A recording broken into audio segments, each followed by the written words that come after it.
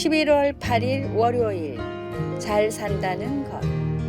한국의 한 단체는 생존해 있는 사람들을 위한 장례식을 무료로 제공해 주고 있습니다. 그 단체가 2012년에 출범한 이후 10대부터 은퇴한 이들까지 총 2만 5천 명이 넘는 사람들이 살아서 하는 장례식에 참여하여 자신의 죽음을 진지하게 생각해 봄으로써 그들의 삶을 개선해 보려고 했습니다.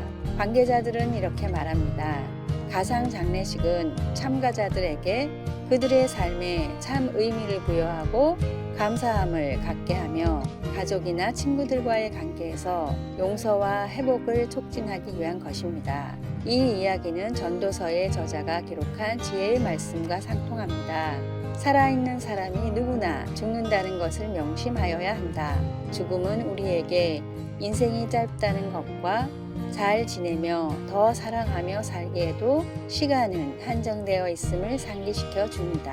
그리고 우리가 꼭 쥐고 있던 하나님이 주신 어떤 선물들, 곧 물질이나 관계, 즐거움 같은 것들에 집착하지 않고 지금 이 땅에서 자유롭게 그것들을 즐기면서 좀이나 동록이 해하지 못하며 도둑이 구멍을 뚫지도 못하고 도둑질도 못하는 하늘의 보물을 쌓아가게 해줍니다.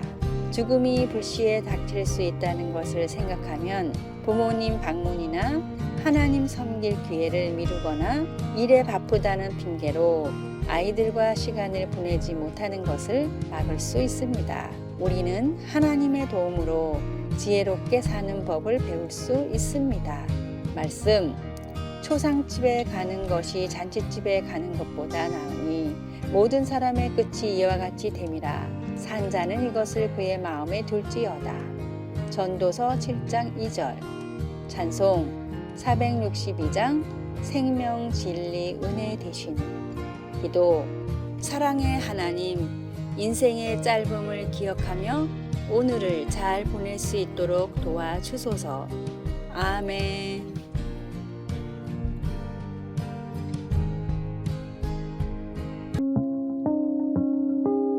11월 9일 화요일 계약서에 적어야 할 것. 헌신에 대한 설교 말씀을 들은 한 성도가 예배 시간이 끝난 뒤 목사님을 찾아와 물었습니다. 목사님, 저도 주님을 위해 헌신하는 삶을 살고 싶습니다. 그런데 열심과 헌신의 차이가 무엇인지 도저히 모르겠습니다. 목사님은 잠시 자리를 떠나 종이와 펜을 가져왔습니다. 그리고 종이에다가 이렇게 적기 시작했습니다. 위임장, 내 인생의 모든 것을 예수님께 위임할 것을 나는 선언합니다. 이 계약서의 날짜와 서명을 적고 그대로 따르는 것이 헌신입니다. 열심은 내가 내킬 때만 예수님의 말씀을 따르는 것이지만 헌신은 언제나 예수님을 따라 사는 것입니다. 그런데 많은 성도들이 헌신을 하겠다고 사인은 하지만 날짜는 적지 않습니다. 그리고 어떤 성도들은 오늘부터 헌신하겠다고 날짜는 적었지만 서명은 또 하지 않습니다. 저 계약서의 날짜와 서명을 모두 적는 것이 진정한 헌신입니다.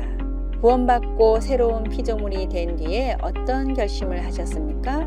그리스도의 제자가 되겠다는 계약서에 날짜와 서명을 모두 적으셨습니까? 적으셨다면 충실히 계약을 이행하고 계십니까? 하나님은 단 한 번도 나와의 약속을 어기지 않으셨습니다. 이제는 내가 드린 약속을 지켜야 할 차례입니다. 평생을 갚아도 못 갚을 귀한 은혜를 부어주신 주님을 위해 기꺼이 감사함으로 헌신하십시오. 오늘의 말씀. 그러므로 형제들아, 내가 하나님의 모든 자비하심으로 너희를 권하노니 너희 몸을 하나님이 기뻐하시는 거룩한 산 제물로 드리라. 이는 너희가 드릴 영적 예배니라. 로마서 12장 1절. 오늘의 찬송 213장 나의 생명 드리니. 오늘의 만나. 주님, 내 삶의 주도권을 온전히 주님께 맡기는 믿음을 주소서. 하나님께 내 삶의 전부를 오늘 위임합시다. 11월 10일 수요일 우리를 위한 하나님의 계획. 지난 6년 동안 아그네스는 목사 사모인 존경하는 시어머니를 본받아 자기도 완벽한 목사 사모가 되고자 노력했습니다. 그녀는 사모 역할을 하면서는 작가와 화가의 일을 병행할 수 없다고 생각했습니다. 그러나 이렇게 자신의 창의성을 억누름으로써 우울증을 앓게 되고 자살을 생각할 지경에까지 이르렀습니다. 그러다가 가까운 곳의 한 목사의 도움으로 그 어둠에서 빠져나올 수 있었습니다. 그 목사는 그녀와 함께 기도하면서 매일 아침 2시간씩 글을 쓰게 하였습니다. 이 일을 통해 그녀는 자기가 숨겨진 소명이라고 이름한 그녀에게 주어진 하나님의 부르심에 눈을 뜨게 되었습니다.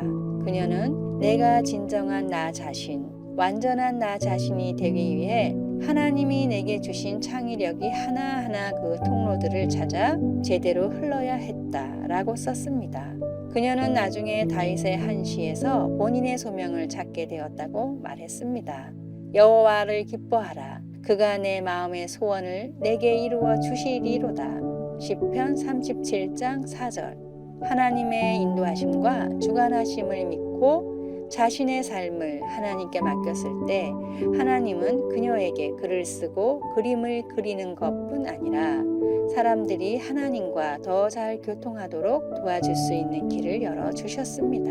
우리 각자에게는 하나님께서 주신 숨겨진 소명이 있습니다. 그것을 통해 우리는 그분의 사랑받는 자녀라는 사실뿐 아니라 주신 재능과 열정으로 하나님을 섬길 수 있는 우리 나름의 고유한 방법을 알게 됩니다. 우리가 하나님을 의지하며 기뻐할 때 하나님께서 우리를 인도해 주실 것입니다. 말씀, 여호와를 기뻐하라. 그가 내 마음의 소원을 내게 이루어 주시리로다. 시편 37장 4절. 찬송 331장 영광을 받으신 만유의 주여. 기도, 저를 하나님의 형상으로 지으신 창조주 하나님, 저의 소명을 알고 그것을 귀히 여기며 하나님을 더 사랑하고 섬기게 하소서. 아멘.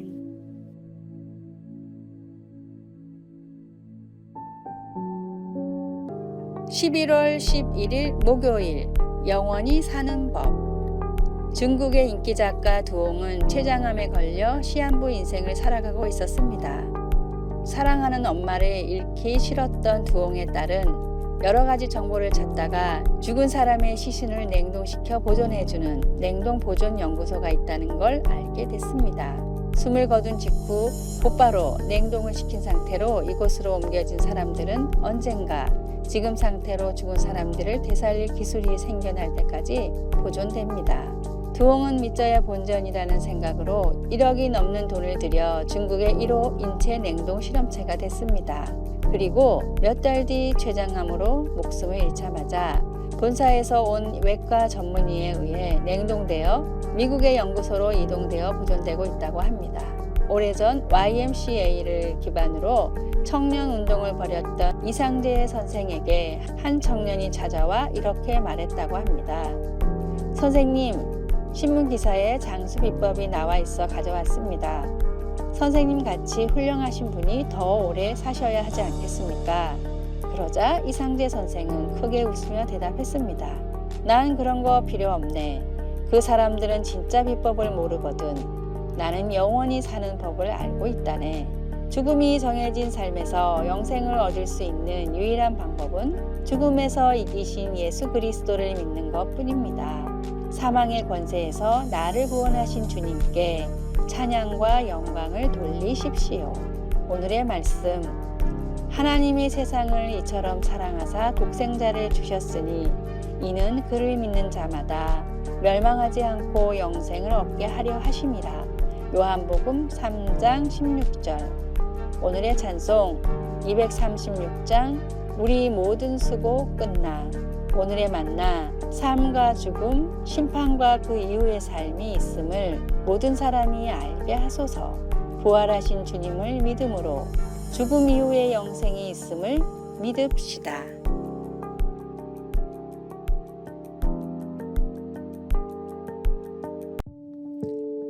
11월 12일 금요일 영원히 지속되는 말씀.